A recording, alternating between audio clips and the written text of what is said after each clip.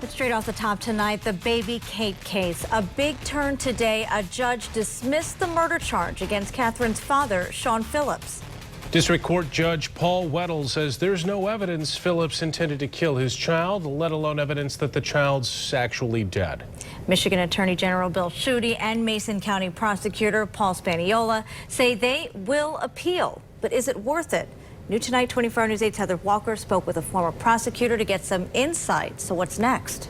Well, this former prosecutor tells me that although not having the body can make a murder charge difficult, it's not impossible to stick and even get a guilty verdict. His office handled 2 cases where that happened, and there are others in the state. Is it even worth it for him to appeal?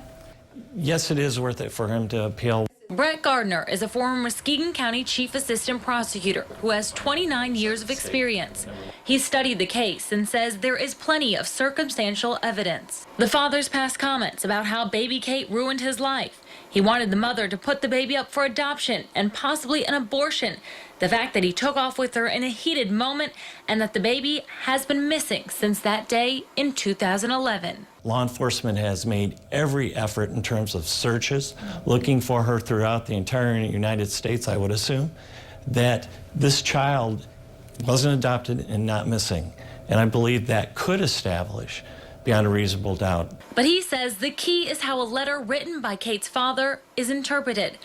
In the letter, he claimed baby Kate's death was an accident and that she died when he ripped her car seat out of the car and later left her in a peaceful place. If the letter is viewed as an admission, it would help get a murder charge.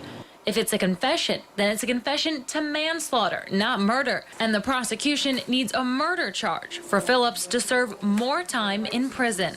What do you think the likelihood is that in the end he will be found guilty for the murder of baby Kate? Well, I think that's very hard to speculate as to whether or not there would be an ultimate conviction. That's up for the trier of fact, whether it is a judge or a jury. But I think that there is evidence there.